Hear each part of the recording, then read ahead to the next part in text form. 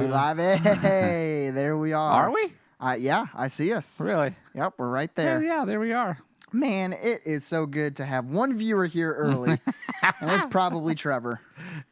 Yeah, so good. We're so glad that you're here. That we are here. Yes, that we are here even though too. no one else is here. Yep, but we got 3 people here now. Really? Yep. Hey, if you are here and you're tuning in, let us know in the chat so we don't feel alone. Yes, because we're feeling a little lonely right now. We've been looking forward to this all day long, man. Yep.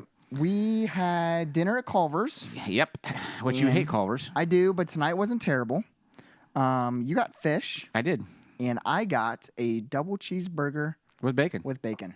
It was really good. Can't go wrong there. Nope. Trevor's here. Trevor's here to party. Yes, Trevor is here to party. So if you're tuning in, let us know. Also, share your video with your friends. You can start a watch party on this one. Yes, you can. And the difference between sharing a video and starting a watch party is a watch party Facebook creates to engage your friend list so that if anybody shares something personal, you're able to have a cool conversation. Michaela asked, what does the letterboard say this week? Brad, would you like to share what the letterboard says? I would. It says, in 2019, avoid negative people. Yep.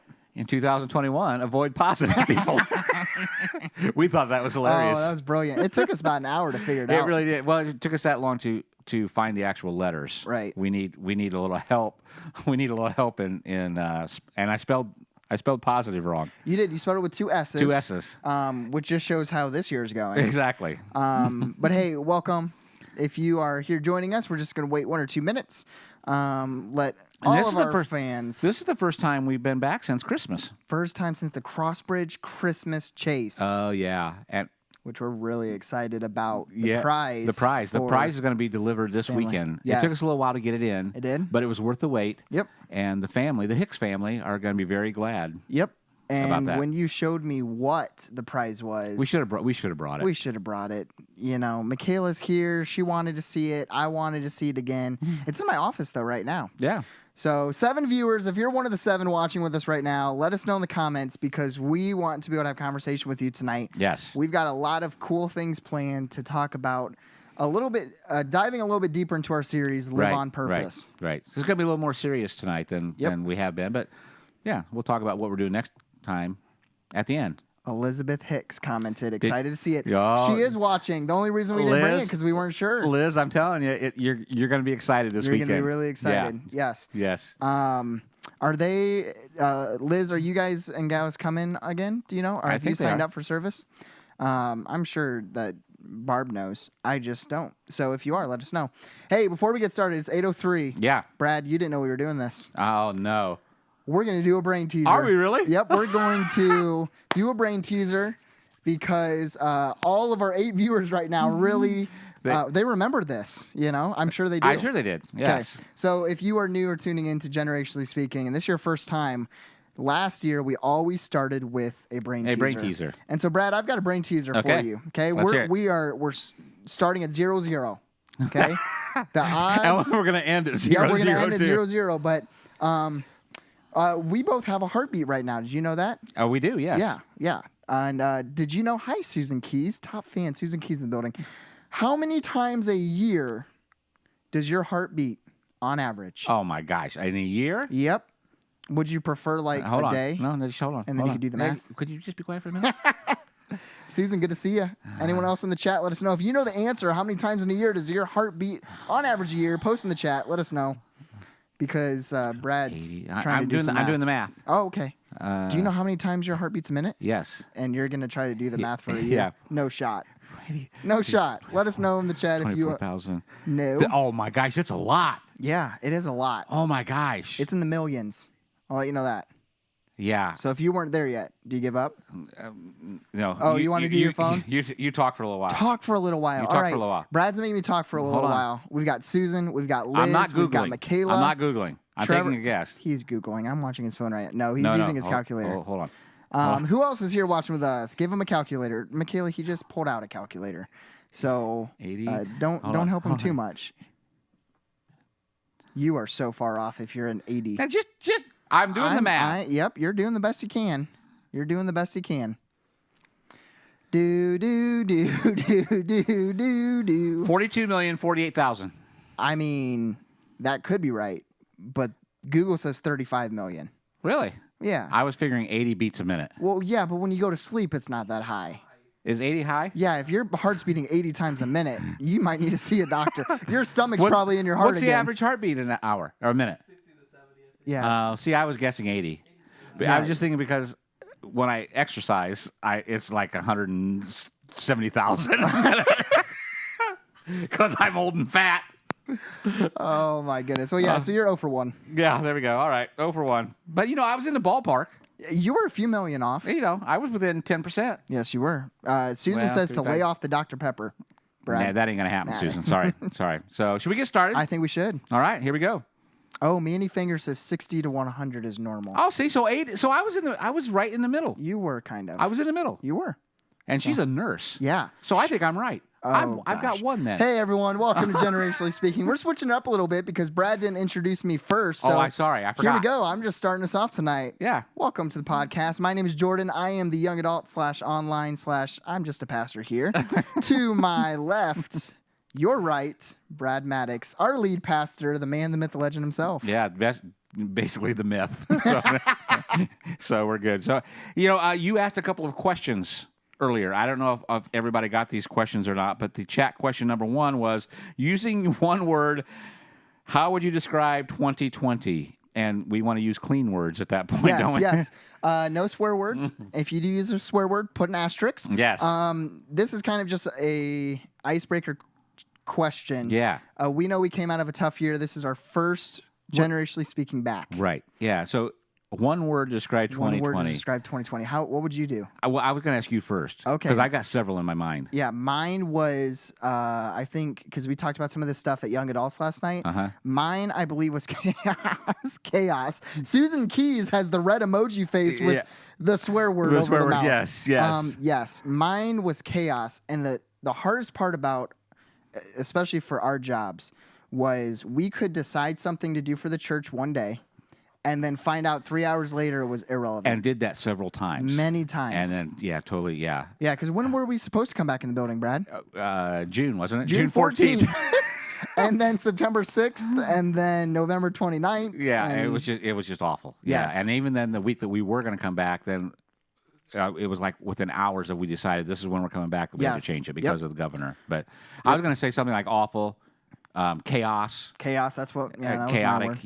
and I think that's probably the best word for me. Right. Is, and stressful. Stressful. A lot of people are going through a lot of different emotions during this whole time. Yeah, I mean, Mandy put in all caps rough with an exclamation point. Yeah, exactly. And Susan, we already said, our top fan, she already, she kindly put a swear word. And so, hey, what is a word for you, 2020? How would you describe it? And one of the things about this past year, which we know we didn't flip a switch when 2021 hit. It's not like everything went back to normal, but I saw a really cool status on New Year's Eve where it shared there's not this magical switch, but there is hope. Right. And that's what's so cool about going into something new, something refreshing, is that you have this hope into the future. Yeah, Michaela said one of our young adults last night, his word was what? With a question mark. Because there were so many what moments. Yes. Especially as he was a freshman in college. Oh, yeah. And so he literally had to live his life in college with what now? What next? Yeah, and the thing is, especially like those college kids going back, is they had expectations.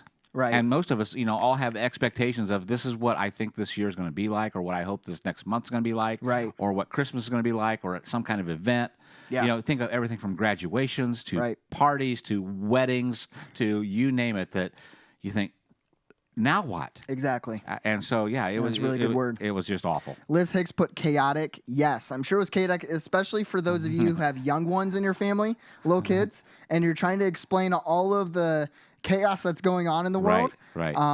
And Mike Aker put challenging. Yeah, Mike, man, I miss you. I hope you're doing well. Trevor's word. So I actually stole this question from Trevor.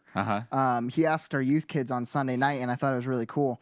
And he, obviously some of the youth kids didn't take it too seriously, but Trevor's word was stuck. Yeah. And he shared a little bit of his story and how he's battled depression. And see, stuff. now we should have had you mic'd. This is why I would have liked to have you mic'd. This is why we wanted. We tried to mic, but we thought of it too late. So sorry about that. But so, so that was 2020. Yep. And then you come to 2021, and you always get to that new year, and you think things are going to turn around. No matter even it's just New Year's resolutions. Right. A typical it's a fresh start. If you Right. didn't have a great year, or you did have a great year and you want to just add on to that, so you always have this expectation of, I get a clean slate. Exactly. And I think this year's is somewhat like that. So I think there's more hope that's there. Yes. But I think we also understand it's still going to be a challenging, at least start of a year, if not Yes. most of the year. And I had to settle for that myself. I mean, Right. get to the point of saying, you know what, this thing is not going to be a light switch flip. Yeah, we're not And- just hitting cruise control and No. staying on the highway. So No. here's the second question is looking forward to 2021, the year we're in right now, what is one word that you would use to describe your hopes for this year? Yeah. Kind of what you're looking forward to or what you're hoping for the most. My word is peace. Mm.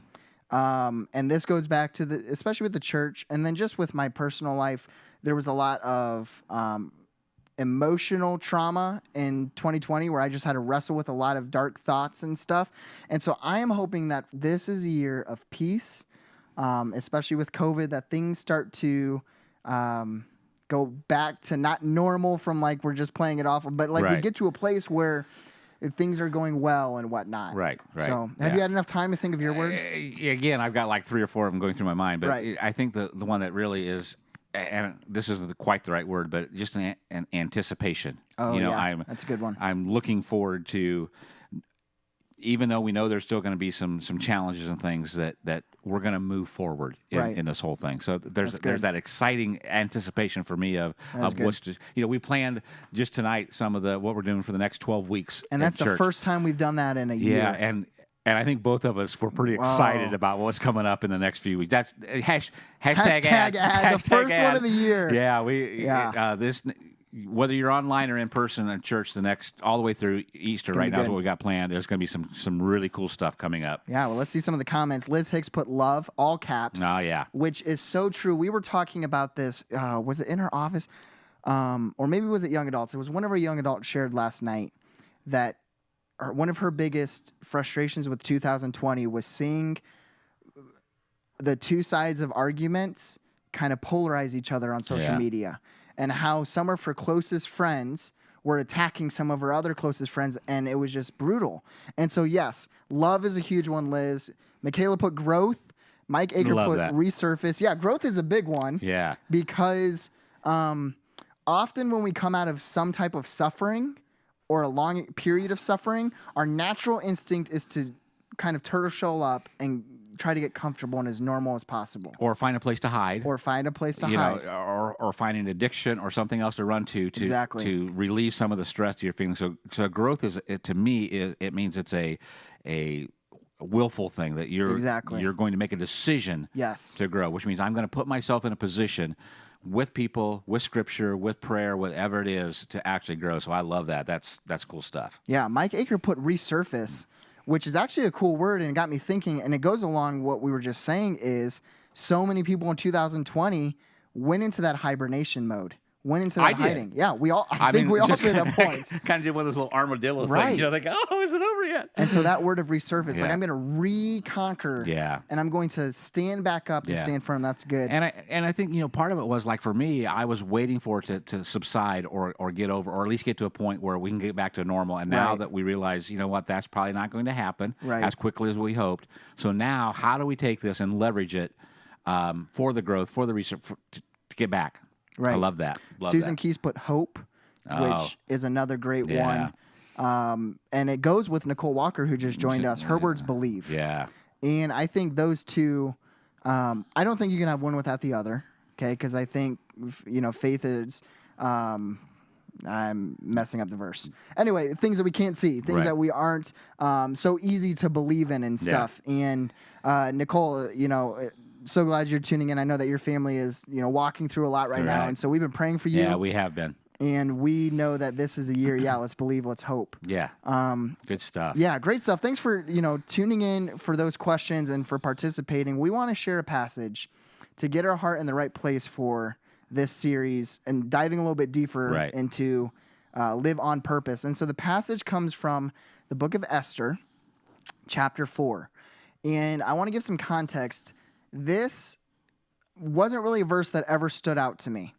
But one of our newly elected staff members, Michael Lehman. Uh-huh. Okay, his wife shared this verse in the middle of COVID. She's a nurse, and shared this verse, and it hit me in a really powerful way. Really? Yeah.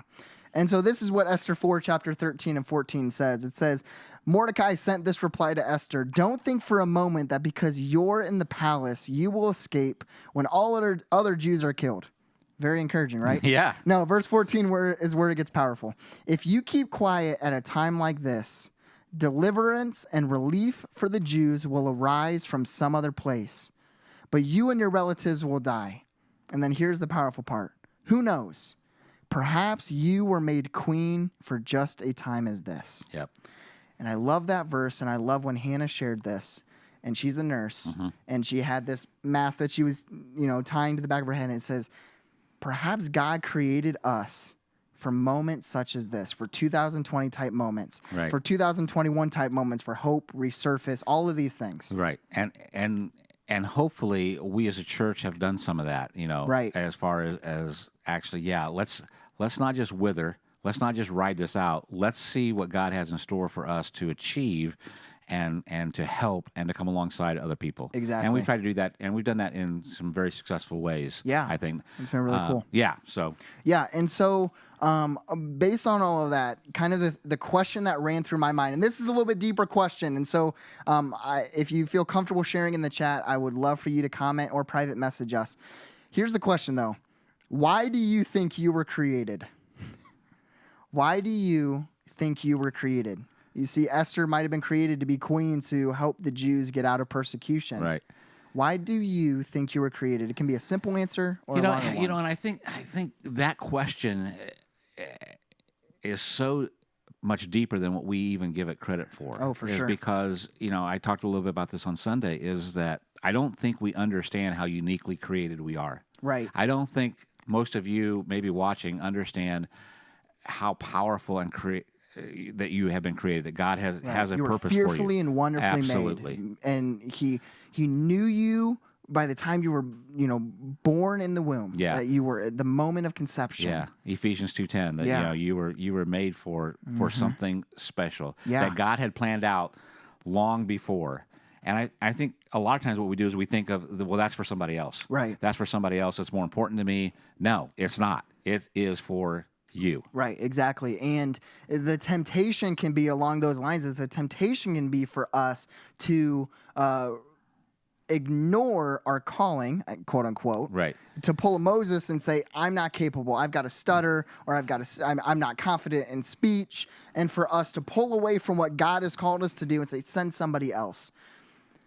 And part of what I'm going to be talking about this Sunday is like we limit the kingdom of God.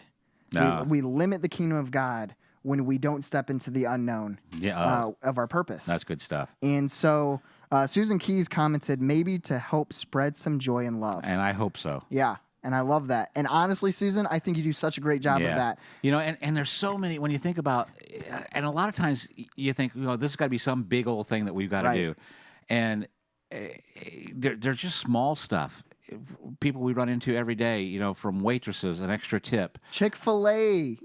Well, I'm a huge Chick-fil-A person. I know you think it's kind of overrated. You bashed them on Popeyes. I did. I bashed them on Sunday. But they've prided their business on trying to have the best first impression ever. Right. And so, they do. Yeah, and they do. And so, so Susan... And it's just simple. It can be very simple stuff. Yeah. And so Susan, want to hit on your point. She said maybe to help spread some joy and love. That's why she thinks she was created. And some of your Facebook posts hit on that so much. The memes that she puts, I know it's something so cheesy and easy to do, but you create atmospheres on Facebook that people want to be around in the midst of chaos. As I'm going through my scrolls thinking, all these people are mad at each other, and then I hit one of her posts, and I think, that's just hilarious. Exactly, and it provides joy. And it does. Yeah. And it gives you that break of, and it even brings peace, so that's cool stuff. Exactly. Yeah, and so that's some of that simple stuff. You don't think it's just, I'm just being goofy, but you know what? You're affecting other people's lives. Yeah, and we and can Susan's all do this Facebook's stuff. one of our favorites to follow. Absolutely. We share stuff all the time amongst the staff, and so hashtag ad for Susan, number 2 of the night. Follow her Facebook memes. They're pretty funny. Brad, how about you read the second passage for tonight? Out of Proverbs chapter 19, verse 21. Many are the plans in the mind of man, but it is the purpose of the Lord that will stand. Oh, yeah. And that one rhymed, and I didn't realize it. Many are the plans in the mind of a man, but it is the purpose of the Lord that will stand. I think so often, and you know, for those people who are goal setters and say, you know, I'm going to plan this and plan that, Right. and I think we have to run that through the filter of God's will and things, because exactly what it says here is that it's God's purposes, the things Exactly. that when we align our lives with those things, that's what's going to make a difference. That's what's going to last. That's what's going to stand. Yes, absolutely. And so here's the last question for the night. This one's a little bit less intense than the last one, but as a child, what did you want to be when you were growing up? As a child, what did you want to be when you were growing up? I'll start. My rapper career did not take off, my rapping career, but I wanted to be a rapper growing up. And that lasted all the way until like sophomore year of college. And then I realized I can't rap. But what about you? I was never one of those people that just had this is what I want to do. This is what I it was just kind of and maybe that's why I went through, 6 different careers. I just never had something that said, I want to be a fireman, or I want to be. I'm sure when I was real little, but that was so long ago, I don't even remember those days, So I got you. Yeah. Nicole Walker put you wanted to be a secretary, like Mary at Scott Printing Company. That's hilarious. I was to sing on a float in a And in Trevor a parade. says his 12 was his goal to sing on a float in a parade. Oh my gosh. Well, let us know. What did you want to be when you were growing up? The reason that this question connects with the passage is so many of us, it's clear to us now that so many of us have our passions and what we want to do change. But our purpose, our purpose doesn't go away when our careers change. So, like, when people retire, it's not like they lose their purpose in life. Right. And so part of, what I'm going to share this weekend is our purpose. When we're living on purpose, it can't be attached to what we do, but why we do what we do. Yeah. And that's so important, because using your gifts and abilities. Do you feel like your purpose can change? Yes and no. Yes, I think it can. But I think more often than not, what changes is our passions and our gifts, and how we use those for our purpose. Okay. I'm not going to say that we're set in stone in the same purpose or calling. I don't know. What are your thoughts? Well, as I look, just my experience obviously is my own life, and I look at all the things that I have done in my life, and now that I can look back after all these years, is I could see God taking me through one stage, preparing me for the next stage. Right. And then even when I took a detour and did my own thing and said, God, I'm not paying attention to you anymore, and did my own thing, when He brought me back, and kept pursuing me and brought me back. Now it's now we're taking this step for the next step for the next step, and even though I think I had purpose in some of that, the ultimate purpose, it took me literally decades to get to that. So, and I think people, especially young, who are saying, well, I got to find my purpose. I got to find my purpose. It's a matter of just being obedient. And understanding, there's purpose in everything. Like you said, everything that I'm doing at this stage, but understanding that God is molding and shaping you during all those times to get to a place where it may be, I feel like I'm in the twilight of, I'm not going to be around all that much longer, Oh, don't say that. I know. But now this is where God has me at this point, and I look back and say, okay, this is what it was all leading up to. Exactly. Yeah. And so if you're young, don't get stressed out about, I don't know what my purpose is right now. Exactly. Yep. Liz Hicks put that she wanted to be a hairstylist. Trevor put wanted to be a pastor since he was 15. Michaela put she wanted to be a teacher, but only because I thought it was fun to be organized and have lesson plans. Young Michaela was kind of type A. Yeah. Susan Keys wanted to be a lawyer. Really? Really? To help people and get paid to argue. That's why she put it. Liz Hicks. And when Quinn goes to school next year, I'm going to chase that dream finally. Oh, being a hairstylist. Awesome. Very cool. You're an amazing youth pastor, Trevor. He's a 4. Yeah, maybe. Out of 4. I'll give him a 5. We'll give him a 5. Yes, but to your point, I think we both agree that our purpose doesn't necessarily change.